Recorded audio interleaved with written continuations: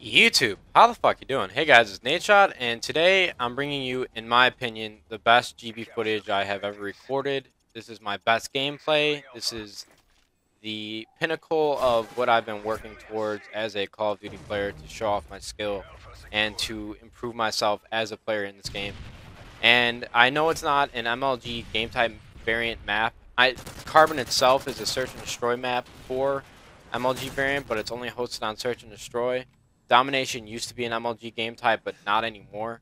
But either way, I really think this showcases my skill and my awareness as a player to the highest degree.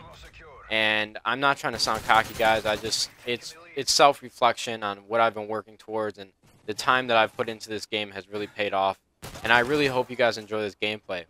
But yesterday, I discussed somewhat about 402's involvement in the MLG community and how he has not supported us with LAN viable settings for large-scale tournaments like MLG events.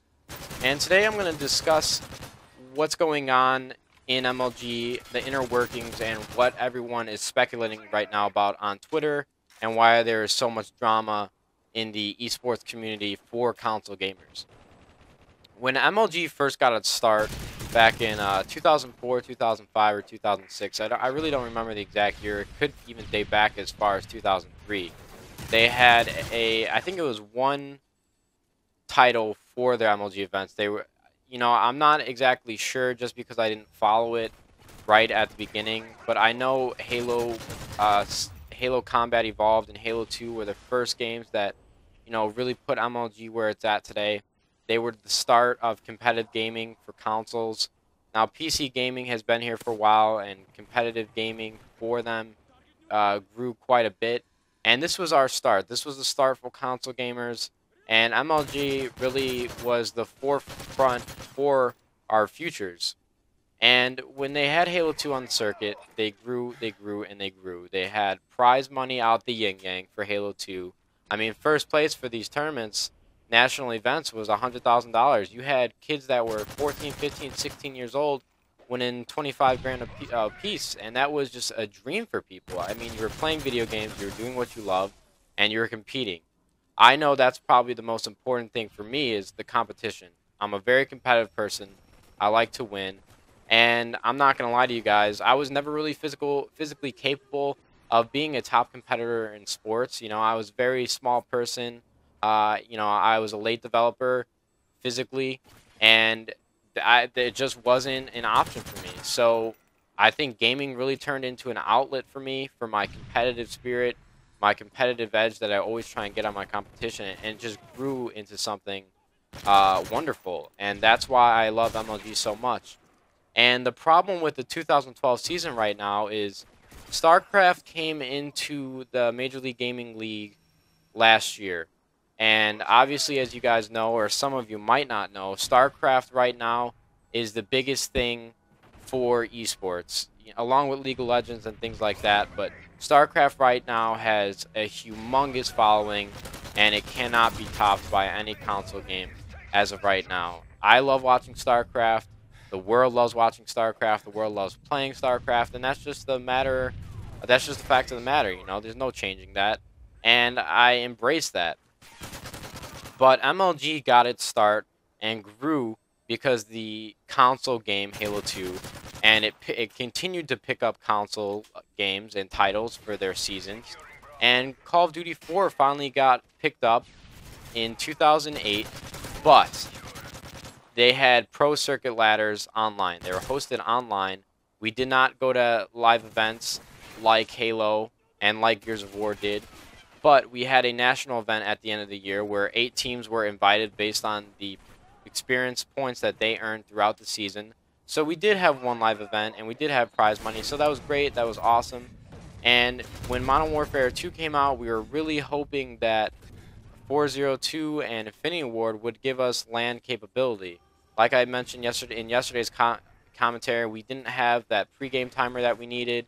We didn't have certain features that were necessary for large-scale tournaments.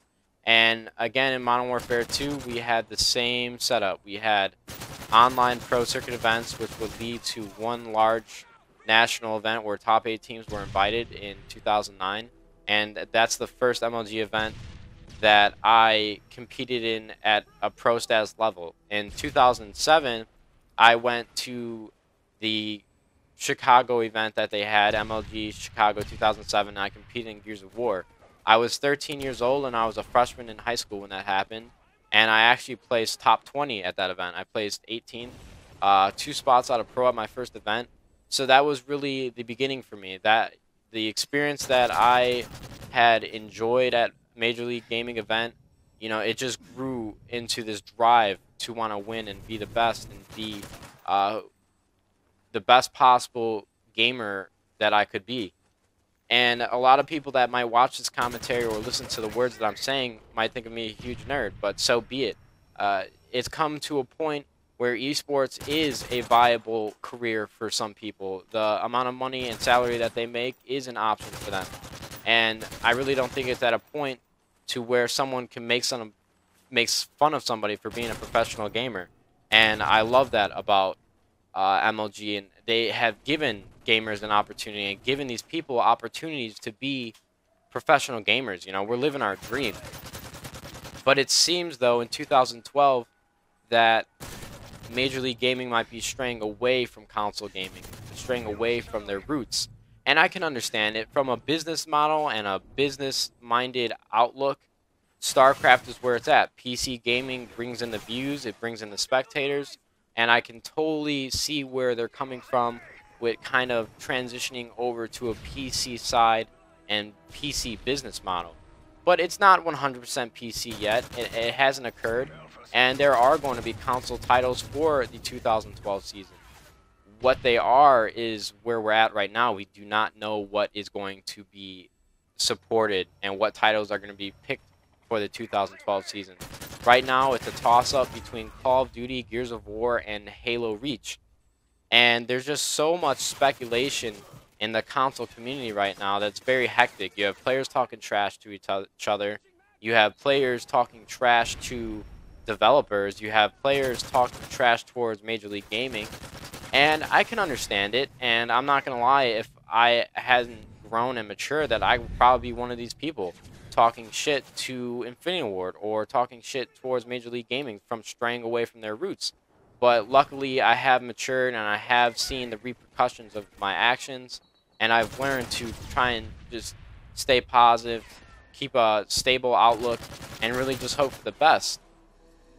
And at this point right now, it's about 5 o'clock Central Standard Time, and Major League Gaming announced on Twitter about a week ago that they were going to make the announcements for today for what titles will be picked up for the 2012 season.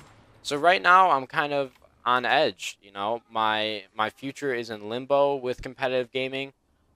Worst case scenario, we do go back to the pro circuit online events for Call of Duty, but that really is just dismal for me. I do not want that to happen. It'll be taking a step backwards to where we were in the 2008 and 2009 season for Call of Duty. It is not what we need as a community right now to go back and revert to something like that. It's gonna just jeopardize our futures as a one well-oiled being as the competitive community is right now for Call of Duty. I think we've grown a lot over the past couple of years, and I would really hate to take a step backwards and go back to how we were about 2 years ago.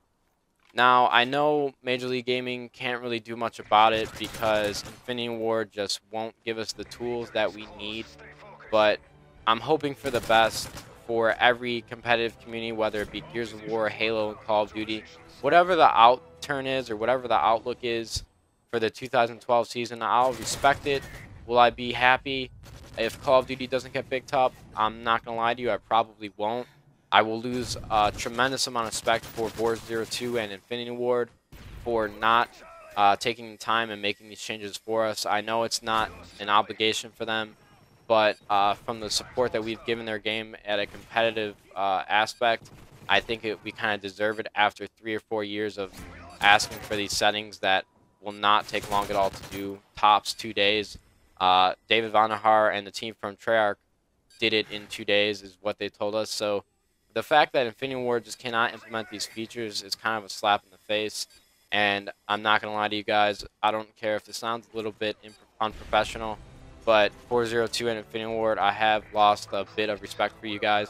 And I will take back these harsh words uh, if, in fact, you did implement these features. So I apologize for that, but right now it's just speculation.